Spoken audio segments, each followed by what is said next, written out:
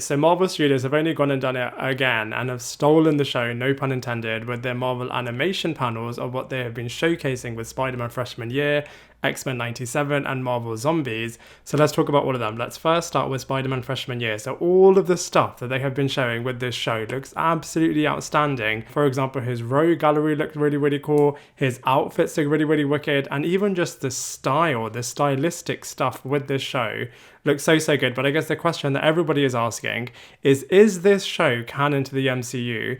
As it has got certain things which does contradict what we have seen in the live action movies. So for example, how on earth has he got a relationship with Norman Osborn? Maybe this is a bit of a what if scenario. Instead of having his mentor being Tony Stark, it is actually Norman Osborn. But I don't know, there has been a press release that has said that this show really is canon to the MCU. So maybe, I don't know, I guess they could term the MCU being this whole multiverse scenario.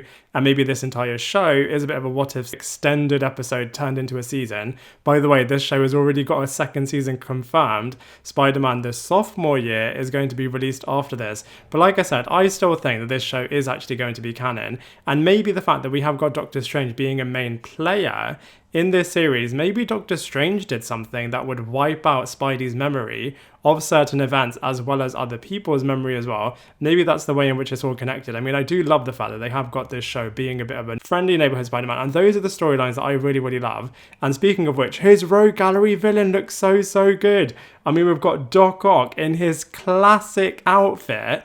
This is just absolutely wicked. We've got Rhino, we've got Scorpion, we've got Chameleon, we've got all these wicked players, which is so, so good. I mean, I love the Scorpion storyline with J. Jonah Jameson as well, and I hope that they do that properly. I mean, the best example that I've seen outside of a comic book, of course, is in the first ever PlayStation Spider-Man game. That storyline was so, so good about the hatred that Matt Gargoyle has against J. Jonah Jameson, and I just hope they depict that really, really well in this animation series. That said, actually, I have just remembered, it was really, really wicked as well in the 90s animated Spider-Man series, so I hope that they can recapture that brilliance. But let's also talk about Norman Osborn, as we are also going to get Harry Osborn in this show. They have race swapped both of these characters, which I think could be an interesting decision, and it would be really wicked to have Harry Osborn returning in the live action space. Maybe he kind of disappeared in the exact same way actually that he did do in the Amazing Spider-Man series. Maybe he's going to come back in Spider-Man 4, which would be really, really cool. And speaking of his friends, we've also got Amadeus Cho, which of course becomes Hulkling in the future, and we've also got Nico. Nico is one of my favorite ever characters in the live action space from Marvel's Runaways. This character was an absolute powerhouse, and her staff were just unstoppable. She was able to use that with the Darkhold with Morgan Le Fay, plays brilliantly by Liz Hurley. I am just so excited about getting Nico in this series, and the fact that she is friends with Spider-Man is just going to be so, so wicked. Like I said, all of the outfits that Spider-Man wears is going to be really, really cool. Of course, we haven't got the one with all of the gadgets on it, as he hasn't met Tony Stark yet. But all of the other outfits, I think they look really, really wicked. And the final thing that I wanted to say about this show is that we are getting Charlie Cox himself voicing Daredevil in this series. Absolutely wicked. Charlie Cox is really having his moment right now, as he is anywhere and everywhere, and it's so great that we're going to get him here. It's a real shame that Tom Holland won't be voicing this character, but maybe they'll get Hudson Thames back, who voiced him brilliantly in the What If series, and it did really sound a lot like Tom Holland, so you know, better than nothing. Now let's talk about X-Men 97. Now, I absolutely loved the 90s X-Men series. I mean, I did also really love X-Men Evolution, which I think is a slightly better series. I know that's a bit of a controversial statement, but you know, that was my favorite series growing up, and I think it's so wicked that this is literally continuing and picking up from the end of season 5. So of course Professor Xavier has gone into space to recover, which means that Magneto is now going to be running the X-Men, and I just can't wait to see what's going to happen with Magneto leading the charge, as this storyline in the comic books is really, really wicked. And speaking of the comic books and future characters, there are going to be some characters that weren't ever shown in this series so far being introduced now. So of course we've got Sunspot, we've got Cable, we've got Nightcrawler, and Kitty Pryde. Just blows my mind that Kitty Pryde just was never in the show, as she was such a big character in X-Men Evolution. So it's going to be really, really wicked to get these new players in there.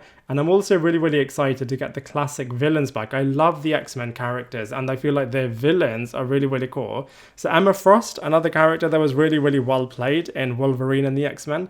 And over here, hopefully we're going to get her front and center center, and Mr. Sinister. I cannot believe Mr. Sinister never made his live action debut, so hopefully he'll be even better than he was in the previous couple of episodes in the animated X-Men series. But nonetheless, I just can't wait for this one. It's just going to recapture the 90s magic so brilliantly. And now let's talk about Marvel Zombies. So I loved the zombie episode in What If. I thought it was so good, so clever, so fun. And now we've got an entire series that's made for a mature audience. So there's going to be a lot of blood, a lot of gore, even though that episode did do some really cool stuff. And it's really, really cool that we've got a brand new team, mainly the characters that were introduced in Phase 4, leading the way. So for example, we've got Yelena Belova, we've got Kate Bishop, we've got Jimmy Choo and Shang-Chi, which is just going to be absolutely wicked.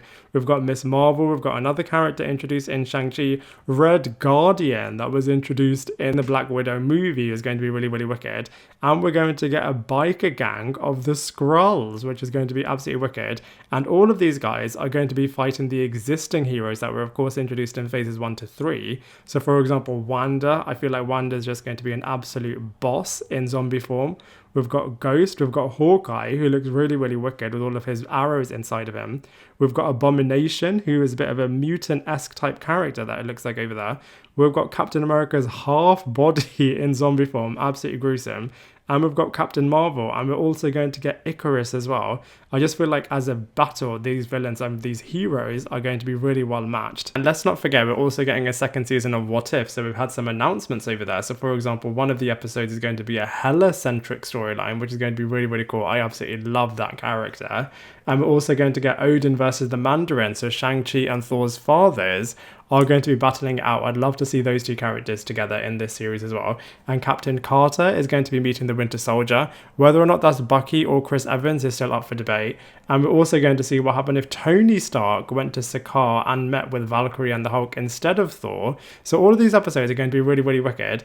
And What If has already been signed up for a third season. And like I said, the Spider-Man Freshman Year show has already been signed up for a second season. And also, X-Men 97 is also going to be getting a second season as well. I mean, I love all of the Marvel animated shows. So for example, the X-Men, the Spider-Man, Guardians of the Galaxy, Earth's Mightiest Heroes, all of them. I absolutely love them. And I'm just so excited to get even more goodies in these animated shows. I am just already convinced that they are going to be absolutely incredible, and I just cannot wait. But now I'd love to hear from you. What are your thoughts on all of these developments and all of these showcases from Comic-Con, from Marvel Animation? I am just having my mind blown right now, but now I'd love to hear from you, so let me know what you think in the comment section below. Otherwise, I look forward to seeing you in my next video.